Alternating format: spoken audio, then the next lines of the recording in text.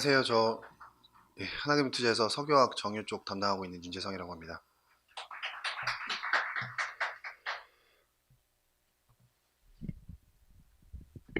일단 제가 정유업에 대해서는 최근 한 2년 동안 계속 부정적으로 말씀을 드렸었거든요.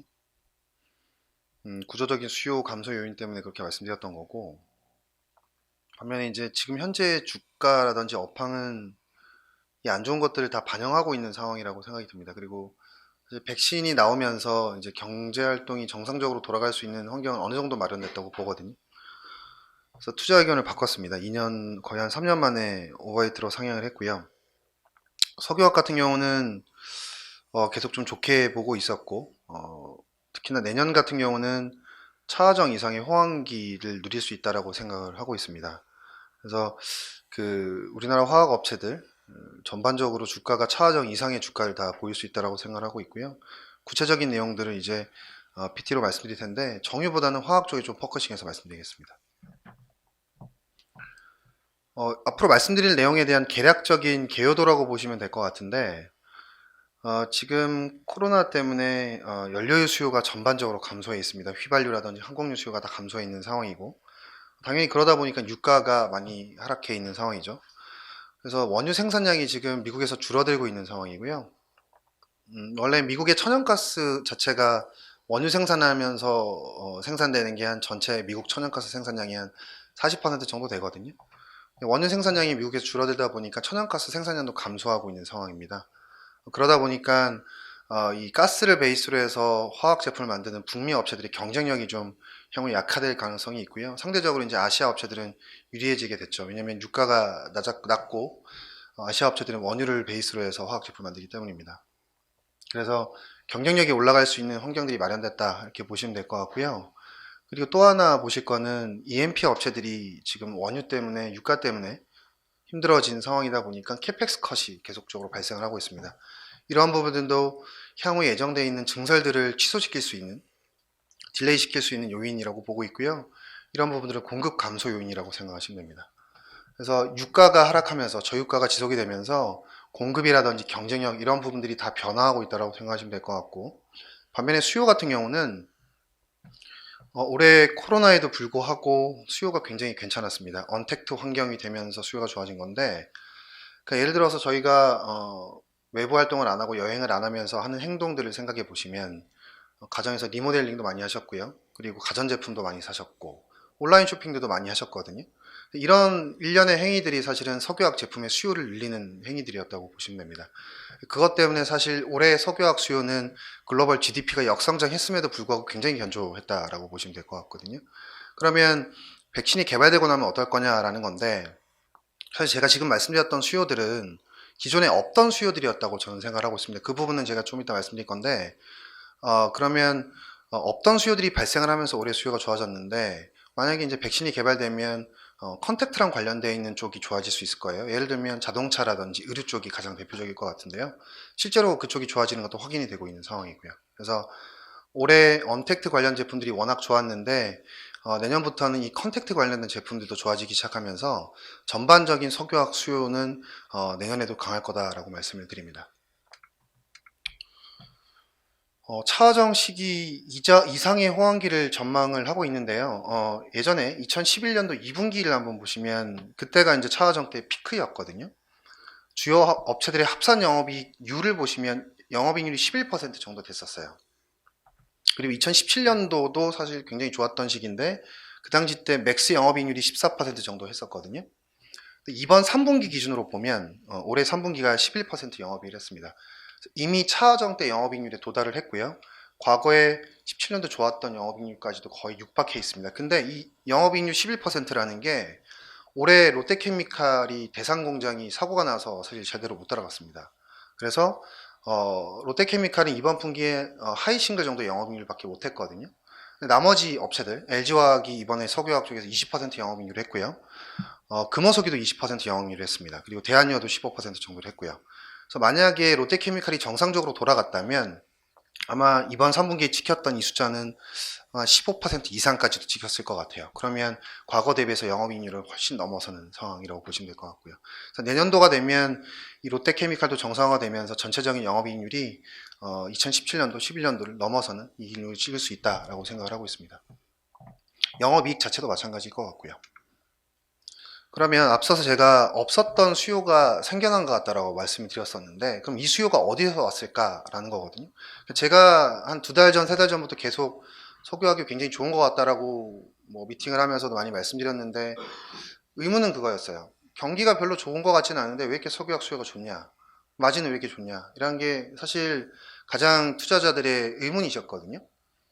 그래서 제가 그거를 이제 없던 수요가 생겼다고 설명을 드렸었고요. 이걸 이제 수치로 좀 말씀드려 볼게요. 이 장표인데, 그 연료유 시장의 규모가 작년 기준으로 보면 3천억 정도, 3천조 원 정도 되는 시장입니다. 이게 휘발유 등경유나 이런 제품들 가격 곱해서 계산해 보면 대충 3천조 원 시장이거든요. 근데 석유화학 시장은 400조 원 시장입니다. 10분의 1 정도밖에 안 되죠. 왜냐하면 이 석유화학 제품이라는 게 원유에서 나오는 납사를 가지고 생산을 하는데, 이 납사라는 게 원유에서 나오는 비중이 한 10% 정도밖에 안 됩니다. 그러니까 당연히 전체 연료유 시장 대비해서 석유화학 시장은 작을 수밖에 없어요. 10분의 1 시장밖에 안 되죠. 근데 올해 그 연료유 시장 규모를 계산해 봤더니 1,400조 원 정도가 되더라고요. 수요도 줄었고 가격도 빠졌으니까요. 죄송합니다. 1,600조 원 정도가 되더라고요. 그래서 사라진 게 한 1,400조 원 정도가 사라졌어요. 근데 이게 제가 볼 때는 아까 말씀드렸던 집안에 있으면서 한 행동들이 대부분 석유화학소를 늘리는 쪽으로 작용을 했기 때문에 제가 볼 땐 1,400조 원이 전부 다 넘어오진 못했을 거라도 대략적으로 한 10%만 석유화학 시장으로 넘어왔다고 가정을 해보면 140조 원이 넘어오는 거죠. 그러면 석유화학 시장이 400조 원 시장이기 때문에 미치는 임팩트가 석유화학 시장은 굉장히 큽니다. 그래서 이게 없었던 수요를 설명하는 건 제가 아마 요 스킴으로 설명드리면 될 것 같아요. 그래서 지금까지 석유화학 수요가 좋았던 건 없었던 수요가 생긴 거다라는 관점에서 말씀을 드리고요. 그러니까 예를 들어서 이제 예전에 차화정 때 같은 경우 2009년, 10년, 11년도 그때가 이제 차화정 때인데 그때도 지금이랑 상황은 똑같았어요. 금리를 내리고 부양책이 각국 정부에서 나왔고 그래서 그때 수요가 막 좋아지기 시작을 했는데 그 당시에는 사실 휘발유 수요도 좋아졌고요. 등경유 수요도 좋아졌고 화학 수요도 다 좋아졌고요. 같이 좋아졌었거든요. 근데 이번 같은 경우는 언택트 환경 코로나 때문에 이게 연료유 수요 쪽으로는 수요가 안 가고 전부 다 석유화학 쪽으로 수요가 온 거라고 보시면 될 것 같아요. 그게 지금 현재 석유화학 시장의 호조를 이끌고 있다고 보시면 될 것 같고요. 대표적으로 이제 언택트랑 관련되어 있는 제품이 ABS, PS 같은 제품인데 왼쪽 보시면 ABS가 이제 가전제품 만드는 데 주로 쓰이고요. 자동차에도 쓰이는데 마진 추이를 한번 보시면 2009년, 10년 차화정 때를 이미 넘어서 있는 상황입니다. 오른쪽에 보시는 PS 이 제품도 소형 가전이라든지 일회용 플라스틱 용기 이런 데 사용되는데 마진이 차화정 때를 이미 넘어서 있는 상황이죠. 이게 언택트 환경 때문에 수요가 폭발적으로 늘어나면서 특히나 중국의 가전 수요가 폭발적으로 늘어나면서 나타난 현상이라고 보시면 될 것 같고요.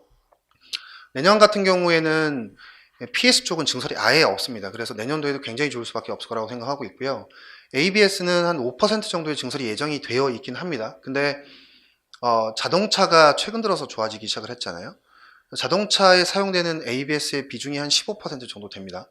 그러면 가전이 조금 올해 대비해서 내년도가 슬로해지더라도 자동차 쪽에서 올라오면서 이 수요를 충분히 충당할 수 있을 거라고 생각이 들고요. 그래서 내년도에 증설이 있지만 ABS도 견조한 시황이 내년까지 지속될 수 있다라고 말씀드릴 수 있을 것 같습니다. 그 다음에 엠비라텍스라는 건데요. 이거는 니트릴 장갑을 만드는 데 사용이 됩니다. 니트릴 장갑이라고 하면 저희 그 의료용 장갑을 쉽게 생각하시면 되는데 손에 딱 달라붙는 장갑들이 있잖아요. 그게 이제 과거에는 의료용으로만 쓰였는데 최근에는 음식점에 가면 레스토랑에서도 쓰시는 분들 많으시고요. 청소하는 분들도 이런 거 많이 쓰시고. 그래서 전체적으로 최근엔 과거에는 의료용으로만 쓰이다가 최근에는 이제 쓰시는 분들이 많이 늘어나면서 이 용도가 많이 다양해졌습니다. 그러면서 수요 성장이 과거 10%씩 계속 성장을 했던 시장이라고 보시면 될 것 같습니다. 근데 이 시장이 사실 코로나 때문에 이제 더 특수를 받고요. 그래서 원래는 10%씩 성장하던 시장이 이번에는 20%, 30% 성장을 했습니다. 근데 이게 코로나가 끝나면 잠잠해질까라고 생각해보면 그러진 않을 것 같아요. 왜냐면 최근 들어서 중국에서 이 장갑을 쓰는 수요가 굉장히 많이 늘어나기 시작했습니다. 중국은 이 장갑 수요에 있어서 전체 MS가 10%밖에 안 돼요. 그러니까 이 대부분의 수요는 선진국에서 창출되거든요. 80% 정도는 미국과 유럽 같은 선진국에서 씁니다. 근데 코로나 때문에 중국인들의 의식이 많이 바뀐 것 같고요. 최근 들어서 중국 쪽에서 강하게 이 장갑을 사가는 수요들이 포착이 됩니다. 그래서 인당 사용량이 워낙 적은 중국에서 이걸 쓰기 시작했기 때문에 제가 볼 때는 코로나가 끝나더라도 15%가량의 수요 성장은 가능하다. 물론 올해보다는 좀 떨어질 수 있겠지만 수요 성장은 과거보다는 계속 높은 수준을 유지할 것 같다. 이렇게 생각을 하고 있고요. 이 니트릴 장갑의 원재료가 MB라텍스라는 겁니다. MB라텍스가 우리나라에서는 두 개 업체밖에 못합니다. 금호석유와 LG화학 두 업체밖에 못하고 금호석유의 글로벌 MS가 35%로 1위고요. LG화학도 탑3 정도 하는 업체라고 보시면 됩니다. 이 원재료 가격, 그러니까 MB라텍스 가격인데요. 가격이 지금 이게 9월 데이터 기준 수출 가격입니다. 1000불 중반 정도 하는데 어제 10월 데이터가 나왔는데 평균 가격 1430불을 찍었습니다. 이거 보시는 것보다 더 올라왔고요. 마진은 900불까지 올라왔습니다. 그러니까 지금 보시는 것보다 10월 기준으로 보면 훨씬 더 많이 올라왔고 가격이나 마진이 다 사상 최대치를 치고 있습니다. 이게 왜 그러냐면 장갑의 ASP가 많이 올라왔어요. 실제로 제가 한 6개월 전에 그냥 인터넷에서 장갑 주문하면 그거 한 5,000원이면 샀거든요. 근데 장갑 요즘에는 10,000원 넘게 주고 사야 됩니다. 일반 소비자 가격이 두 배나 뛰었고요. 그러면 거기에 들어가는 원재료인 MB라텍스, 당연히 가격이 튈 수밖에 없는 상황이죠. 그리고 지금 장갑을 주문하면 2년 걸립니다. 받는 데까지. 원래는 한 달이면 받았거든요. 지금 수요가 너무 좋아서 지금 주문하면 2년 뒤에 받을 수 있는 상황이라고 생각하시면 됩니다. 이미 이 장갑의 주문은 다 끝났고요. 원재료 MB라텍스 같은 경우도 제가 알기로는 내년 물량들은 다 계약이 끝난 걸로 알고 있습니다. 그래서 하나만 더 말씀드리면 이 지금 가격이 올라오는 걸 주도하는 게 누구냐면 중국이거든요. 제가 아까 10월 데이터가 1430불이라고 말씀드렸는데 중국이 사간 가격이 1800불에 사가요. 2000불 주고 사가거든요. 그러니까 시장 가격보다 중국은 거의 뭐 2배가량 돈을 주고 사가는 상황이죠. 그게 이제 제가 볼 때는 중국 쪽에서 이 장갑을 쓰기 시작하면서 원재료 수요가 폭증하고 있는 거고요. 그래서 평균 가격, 우리나라의 수출 가격 평균 가격이 올라가는 이유는 중국이 주도하기 때문이라고 생각을 하고 있습니다. 그래서 저는 올해도 좋았지만 내년도도 올해보다 훨씬 더 좋은 시황이 펼쳐질 수 있다라고 생각을 하고 있고 관련되어 있는 업체인 금호석유라든지 LG화학은 이쪽에서 당연히 높은 실적을 낼 수밖에 없다라고 보고 있습니다. 폴리에틸렌, 폴리프로필렌, PEPP라는 제품인데 이 제품은 범용 플라스틱이라든지 범용 비닐이라고 보시면 돼요. 저희가 음식 포장할 때도 사실 이 PEPP라는 제품을 쓰고요. 그리고 온라인 쇼핑하시면 다 택배 물량들 오는데 그거 전부 다 포장돼서 오잖아요. 그런 것들 다 PEPP가 쓰이는 거거든요. 연초부터 마진 추이를 한번 보시면 꾸준히 좋아졌습니다. 사실 올해 증설이 없지 않았어요. 증설이 많았거든요. 2020년도 증설이 많았는데도 불구하고 마진이 계속 좋아졌다라는 거고 그러면 이 공급을 넘어서는 수요가 존재하는 거 아닌가라고 생각을 하고 있습니다. 정확한 수요 규모는 모르지만 공급보다도 많은 수요가 창출되고 있다라고 추정할 수 있을 것 같고요. 그리고 제가 이 증설 많은 부분에 대해서는 향후에 한 번 더 공급적인 부분에 있어서 설명을 드릴 겁니다. 제가 볼 때는 지금 예정되어 있는 증설들이 다 예정대로 완공되기 어려워 보이고 좀 더 딜레이 될 가능성에 대해서 가능성이 좀 더 높다라고 말씀드릴 수 있을 것 같아요.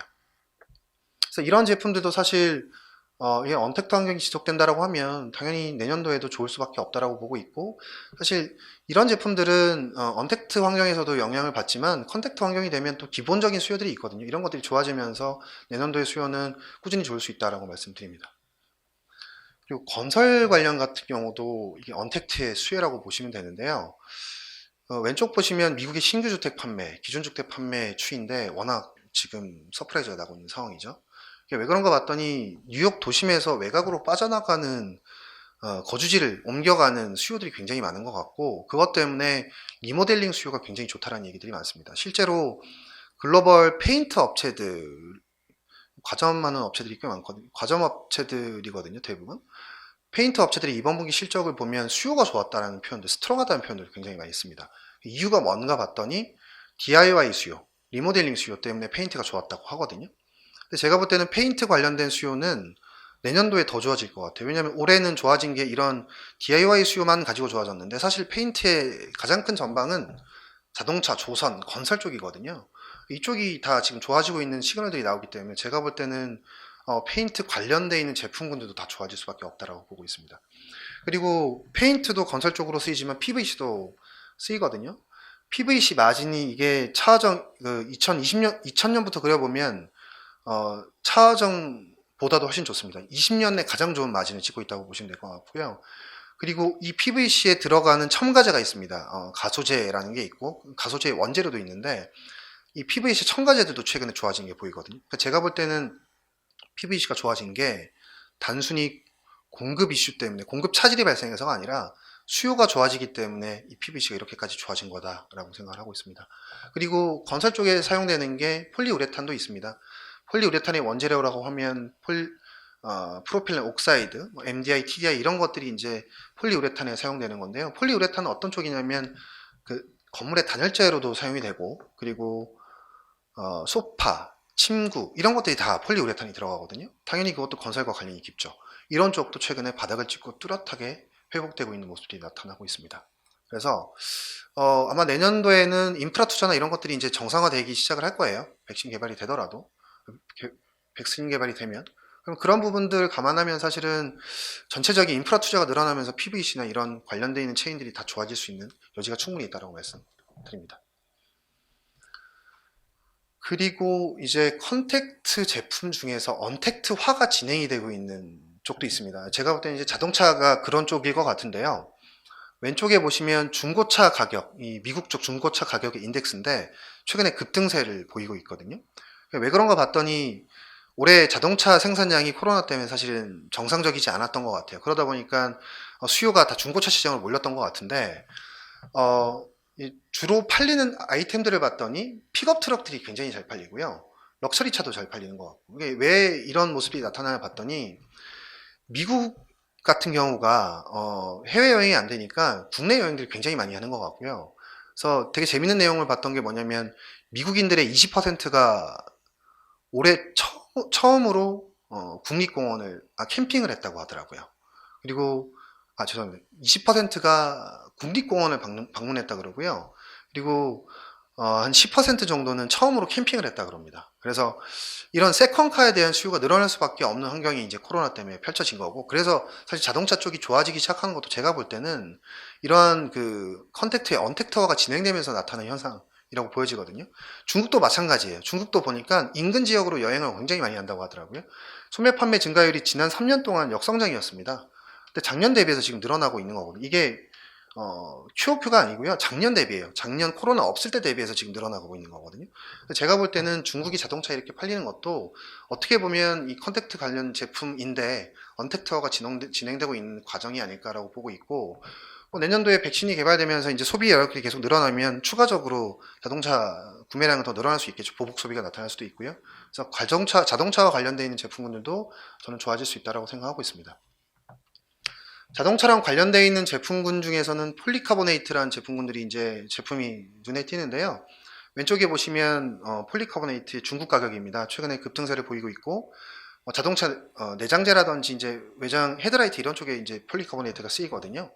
이쪽도 최근에 올라오고 있고요. 이 폴리카보네이트의 원재료가 BPA라는 겁니다. BPA의 중국 가동률 한번 보시면 100%를 찍고 있습니다. 이게 2019년부터 데이터거든요. 100%를 찍은 적이 없어요. 근데 100%까지 찍고 있다라는 건 당연히 전방 수요, 이 폴리카보네이트의 전방이 좋아지기 때문이라고 저는 생각을 하고 있고요. 그리고 이 BPA라는 거는 페인트 만드는 원재료로도 사용이 됩니다. 제가 아까 페인트 말씀드렸잖아요. 페인트 쪽도 좋아지다 보니까 중국 BPA 가동률이 이렇게 100%까지 올라와 있는 상황이라고 생각하시면 될 것 같아요. BPA 원재료가 페놀이라는 건데, 페놀은 어제 20% 급등했습니다. 아마 이 BPA 가동률이 이렇게 높으니까 그 원재료도 좋을 수밖에 없겠죠.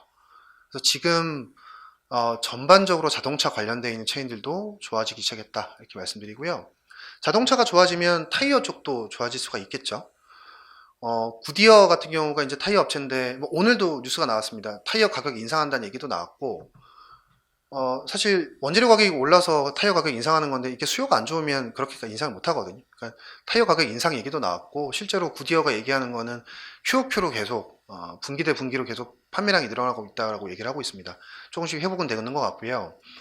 타이어 수요가 1%만 늘어나도 사실은 이 타이어의 원재료 시장은 좋아질 수가 있습니다. 왜냐하면 공급이 아예 없기 때문이에요. 왼쪽 그림인데요. 이게 SBR이라고 타이어 만드는 원재료인데 마이너스가 돼 있으면 공장이 폐쇄됐다는 얘기거든요. 지난 2016년부터 한번 보시면 5년 동안 설비 폐쇄가 있었습니다. 그리고 향후 증설 보시면 아예 증설이 없거든요. 왜냐면 2011년도 그때 차화정 때 2009년, 10년, 11년도 워낙 좋았어요. 증설을 워낙 많이 했었고요. 그러면서 공급 과잉이 온 게 한 10년 됐었어요. 10년 동안 공급 과잉이니까 당연히 마진이 좋을 수가 없었을 거고요. 그래서 이렇게 스크랩하는 업체들이 늘어났다고 보시면 됩니다. 그리고 천연고무도 타이어 만드는 원재료 중에 하나거든요. 같이 둘이 섞어서 써야 됩니다. 재배 면적 한번 보시면 2020년부터 재배 면적이 늘어나질 않아요. 이것도 똑같이 공급 과잉의 후폭풍이라고 보시면 됩니다. 근데 증설이 없는 상황인데 타이어 수요가 매년 1%, 2%씩만 늘어나줘도 밸런스, 수급의 밸런스는 계속 좋아질 수밖에 없고요. 그렇게 되면 이 타이어의 원재료도 이제부터는 돈을 벌 수 있는 환경에 들어갈 수 있다고 봅니다. 그래서 특히나 천연고무 같은 경우는 아예 그냥 새로 지어지는 신규 재배 면적이 없기 때문에 향후 10년간 수급 밸런스가 개선될 수 있다고 생각하고 있습니다. 그리고 가장 사실 이 코로나 때문에 피해를 많이 봤던 게 의류 쪽이거든요. 당연히 사람들이 밖으로 나다니질 않으니까 의류 수요가 좋을 수가 없었고요. 근데 최근에 좀 재밌는 거는 스판덱스라는 제품이 최근 들어서 뚜렷하게 시황이 개선되고 있습니다. 가격이 급등했고요. 이게 한 9월 정도부터 급등했고요. 스판덱스의 재고가 지금 한 20일 정도 되는데 어제 업데이트 해보니까 이게 9일까지 빠졌습니다. 그리고 가동률은 70% 하던 가동률이 90%까지 올라왔고요. 스판덱스도 왜 이렇게 좋아질까 하고 봤더니 이것도 어떻게 보면 언택트랑 관련이 깊은데 사람들이 요즘에 골프도 많이 치시잖아요. 골프복도 잘 팔리고 그다음에 집에서 홈트레이닝 많이 하시는데 그러면서 요가복이나 이런 것도 되게 잘 팔립니다.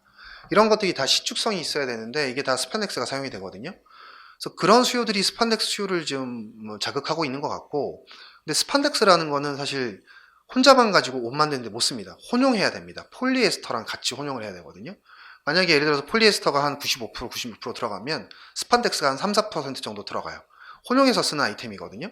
제가 볼 때는 지금 현재 스판덱스가 좋아지고 있다는 것도 어떻게 보면 의류 수요가 회복되고 있는 징후가 아닐까라고 생각하고 있고요. 폴리에스터 쪽이 아직은 좋아지진 못했어요. 왜냐하면 이건 공급 과잉이 굉장히 심하기 때문에 지금 공급 과잉을 해소하는 과정에 있거든요.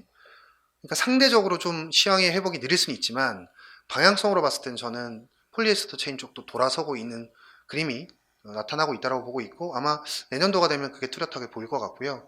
만약에 정말 백신이 개발이 돼서 사람들의 활동이 정상화된다면 보복 소비는 아마 의료 쪽에서 가장 강하게 나타날 수밖에 없다고 보고 있습니다. 그래서 지금까지 쭉 수요에 대해서 설명을 드렸는데 이미 수요가 많이 좋아져 있고 안 좋았던 제품군들도 이제 바닥을 찍고 좋아지는 게 포착이 되기 시작했다라는 겁니다. 그래서 올해 글로벌 GDP 성장률이 역성장이거든요. 보통 석유화학 수요라고 하면 GDP에 연동합니다. GDP가 3% 성장하면 석유화학 수가 한 3% 성장하거든요. 혹은 4% 정도 성장을 하고요. 근데 GDP가 올해 역성장을 했는데 수요는 오히려 플러스 성장을 했어요. 그러니까 이게 되게 특이한 그림인 거고 이게 다 코로나가 만들어낸 현상이 아닐까라고 말씀드립니다. 그러면 내년도에 경기가 이제 개선되고 GDP가 뭐 3%씩 이렇게 늘어나기 시작하면 석유화학 수요는 또 그만큼 늘어날 수 있겠죠. 그래서 저는 내년에 석유화학 수요에 대해서 굉장히 긍정적으로 보고 있다고 말씀드립니다. 이게 이제 대표적으로 보여드릴 수 있는 차트인데요. 오른쪽 그림이 재고입니다, 재고. 재고가 연초에는 굉장히 높았어요. 지금 이거보다 더 떨어져 있거든요. 그러니까 수요가 올라오면서 가동률은 올라가고 재고가 떨어지는 이런 그림. 그러니까 수요가 견인하고 있다는 증거가 여러 군데에서 확인된다는 걸 말씀드립니다. 공급 얘기를 드릴 거고요. 아까 제가 공급이 예정되어 있는 증설이 내년도에 많다라는 점 말씀드렸는데 이게 제가 볼 때는 조금씩 줄어들 것 같아요. 이유는 EMP 업체들이랑 관련이 깊습니다. 유가랑 관련이 깊고요.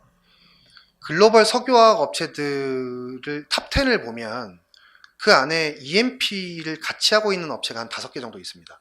대표적으로 사우디 아람코, 쉐브론, 그 다음에 코노코필립스 이런 업체들이 대부분 석유화학을 같이 하고 있거든요. 근데 이 업체들의 고민이 뭐냐면 저유가 때문에 너무 힘들어졌어요.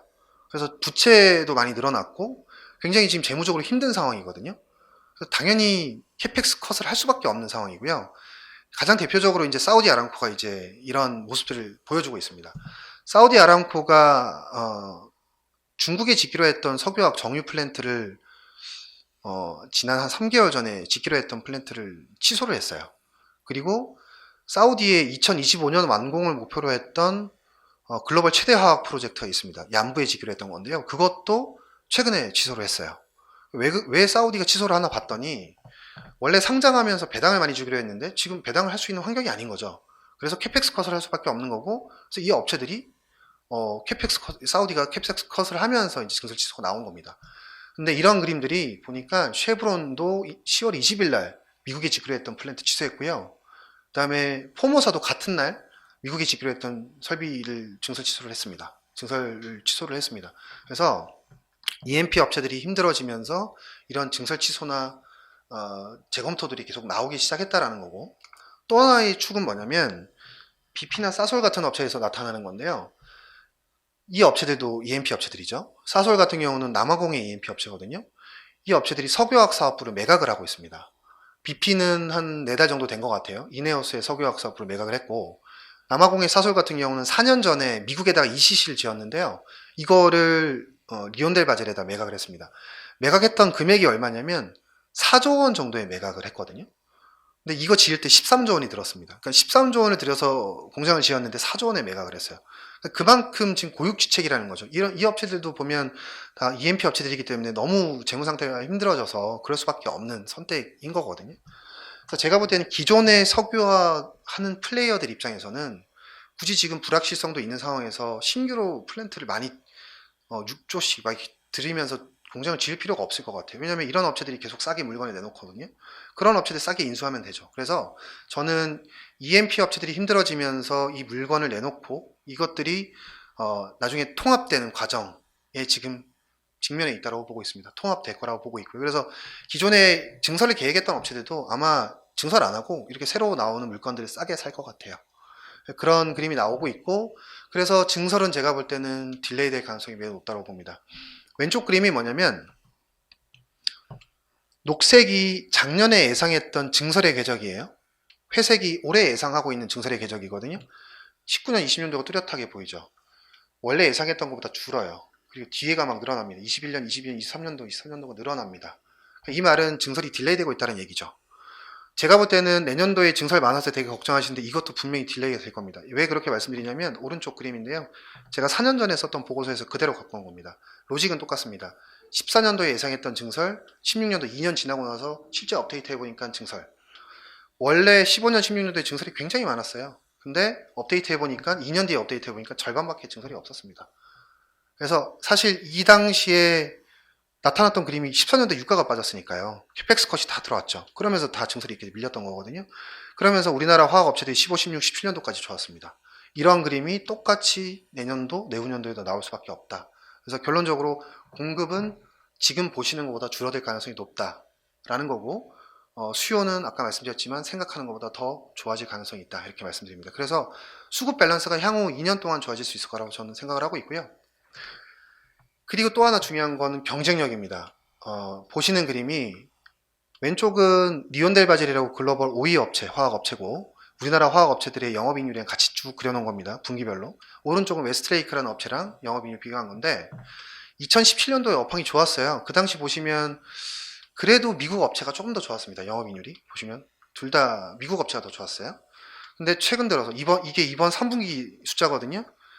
리온델바젤 영업이익률 6.7%, 웨스트레이크 4.2%밖에 못했습니다. 근데 우리나라 화학업체들 20%, 15%다 넘었죠. 영업이익률 갭이 10%포인트 이상 나기 시작을 합니다. 경쟁력이 완전히 지금 역전되기 시작을 했거든요. 이게 왜냐면 미국은 가스를 베이스로 해서 만들고 우리나라는 아시아 업체들은 원유 베이스로 해서 만들기 때문에 오일 앤 가스 레이셔가 굉장히 중요합니다.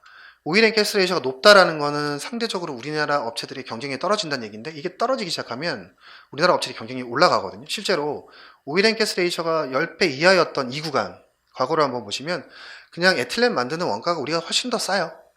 이런 그림이 이제 계속 나오기 시작하죠. 앞으로도 저는 이렇게 될 거라고 봅니다. 이유는 천연가스 발전 베이스는 미국에서 계속 늘어나는데 천연가스 생산하는 업체들은 다 망했어요. 천연가스 수급 밸런스는 앞으로 좋아질 수밖에 없습니다. 근데 저는 유가가 구조적으로 올라갈 수는 없다고 보거든요. 그래서 이전 10년 동안 가스 가격이 낮아서 미국 업체들이 굉장히 유리했는데 앞으로는 천연가스 가격이 올라가면서 향후 10년 동안은 미국 업체들이 힘들어질 거고요. 오히려 원유를 베이스로 해서 한 아시아 업체들이 좋아질 수밖에 없다고 보고 있습니다. 그래서 경쟁력의 원천은 이 원가고요. 이것보다 더 중요한 게 있습니다. 제가 볼 때는 이게 더 중요할 것 같은데, 미국은 에탄올 베이스로 해서 화학 제품을 만들기 때문에 에틸렌 체인밖에 안 나와요. 폴리에틸렌, PVC 뭐 이런 한정되어 있는 제품밖에 안 나오는데요. 아시아 업체들은 원유에 선호하는 납사를 베이스로 하기 때문에 제품들이 다 생산이 됩니다. 제가 아까 말씀드렸던 페인트, 뭐 가전제품이 들어가는 것들 등등 해서 폴리카보네이트 이런 것들 전부 다 대부분 아시아에서 만들거든요. 비중 한번 보시면 특히나 ABS요. 북미에서 생산된 비중이 5%밖에 안 됩니다. 아시아에서 80% 생산하거든요.